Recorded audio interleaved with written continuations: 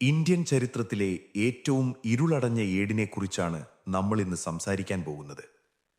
1945 August 18 ലോകത്തെ ആകെ ഞെട്ടിച്ചുകൊണ്ട് ഒരു വാർത്ത പുറത്തുവന്നു. ഇന്ത്യൻ സ്വാതന്ത്ര്യ സമരത്തിലെ ഏറ്റവും വലിയ സിംഹം, ബ്രിട്ടീഷ് സാമ്രാജ്യത്തിന്റെ പേടി സ്വപ്നമായിരുന്ന നേതാജി സുഭാഷ് ചന്ദ്രബോസ് തായ്വാനിലെ തായ്ഹോക്കു വിമാനത്താവളത്തിൽ വെച്ചുണ്ടായ ഒരു വിമാനാപകടത്തിൽ അതിദാരുണമായി കൊല്ലപ്പെട്ടു. എന്നാൽ അവിടെ തീരേണ്ടിയിരുന്ന ആ ചരിത്രം ലോകം കണ്ട ഏറ്റവും വലിയ രഹസ്യമായി മാറുകയായിരുന്നു.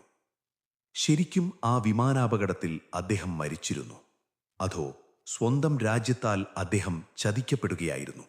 അപകടം നടന്നു എന്ന് പറയുന്ന ദിവസം ആ വിമാനത്തിന് തീപിടിക്കുകയും നേതാജിക്ക് 3rd ഡിഗ്രി പൊള്ളലേൽക്കുകയും ചെയ്തു എന്നാണ് ഔദ്യോഗിക ഭാഷ്യം.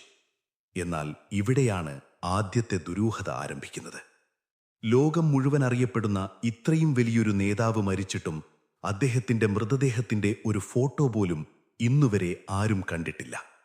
എന്തിനേറെ പറയുന്നു, ഒരു ഡെത്ത് സർട്ടിഫിക്കറ്റ് പോലും എവിടെയും രേഖപ്പെടുത്തിയിട്ടില്ല.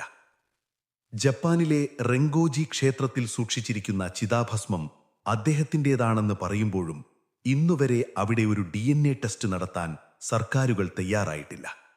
കാരണം ആ ചിതാഭസ്മം അദ്ദേഹത്തിൻ്റെതല്ല എന്ന് അവർക്ക് നന്നായി അറിയാമായിരുന്നു. പല ചരിത്രകാരന്മാരും വിശ്വസിക്കുന്നത് ആ വിമാനാപകടം ബ്രിട്ടീഷുകാരിൽ നിന്നും രക്ഷപ്പെടാൻ നേതാജി തന്നെ ആസൂത്രണം ചെയ്ത ഒരു വലിയ നാടകമായിരുന്നു എന്നാണ്. 2ാം ലോകമഹായുദ്ധത്തിൽ ജപ്പാൻ തോറ്റതോടെ റഷ്യയുടെ സഹായം തേടി അദ്ദേഹം മഞ്ചൂരിയയിലേക്ക് കടന്നു.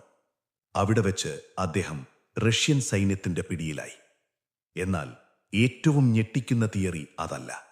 ജോസഫ് സ്റ്റാലിൻ അദ്ദേഹത്തെ റഷ്യയിലെ സൈബീരിയൻ ജയിലിൽ അടച്ച് ക്രൂരമായി പീഡിപ്പിച്ചു കൊന്നു എന്നും അന്ന് ഇന്ത്യ ഭരിച്ചിരുന്ന ചില വൻമരങ്ങൾക്ക് ഈ വിവരം കൃത്യമായി അറിയാമായിരുന്നു എന്നുമാണ് പറയപ്പെടുന്നത്.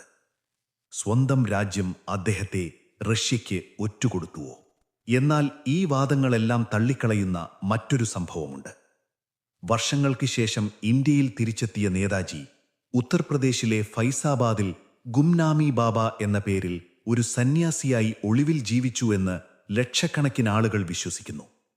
ആരുമായും നേരിട്ട് സംസാരിക്കാത്ത, എപ്പോഴും ഒരു കർട്ടനു പിന്നിൽ ഇരുന്നു മാത്രം സംസാരിക്കുന്ന ഒരു വിചിത്ര സന്യാസി. എന്നാൽ അദ്ദേഹത്തിന്റെ ശബ്ദത്തിനും അറിവിനും നേതാജിയുമായി വലിയ സാമ്യമുണ്ടായിരുന്നു. 1985 ഈ ബാബ മരിച്ചതിനു ശേഷം അദ്ദേഹത്തിന്റെ പെട്ടി തുറന്നു നോക്കിയ ഉദ്യോഗസ്ഥർ ശരിക്കും ഞെട്ടി.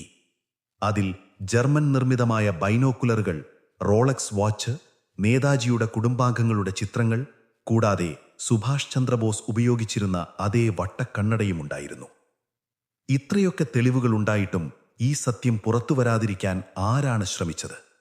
സ്വാതന്ത്ര്യം കിട്ടിയിട്ടും നേതാജിയുടെ കുടുംബത്തെ 20 വർഷത്തോളം ഇന്ത്യൻ ഇന്റലിജൻസ് വളരെ രഹസ്യമായി നിരീക്ഷിച്ചത് എന്തിനായിരുന്നു? 2005 മുഖർജി കമ്മീഷൻ വളരെ കൃത്യമായി പറഞ്ഞു നേതാജി വിമാനാപകടത്തിൽ മരിച്ചില്ല എന്ന്. എന്നാൽ യാതൊരു കാരണവും കൂടാതെ ഗവൺമെന്റ് ആ റിപ്പോർട്ട് തള്ളിക്കളഞ്ഞു. ഇന്നും പുറത്തുവിടാത്ത ആ ടോപ്പ് സീക്രട്ട് ഫയലുകളിലുള്ളത് എന്താണ്? നേതാജി മടങ്ങി വന്നാൽ തങ്ങളുടെ അധികാരം നഷ്ടപ്പെടുമെന്നു ഭയന്നവർ അദ്ദേഹത്തെ ഇരുമ്പുമറയ്ക്കുള്ളിൽ ഒളിപ്പിച്ചതാണോ? വിമാനാപകടമോ, സൈബീരിയൻ ജയിലോ, അതോ ഗുംനാമി ബാബയോ?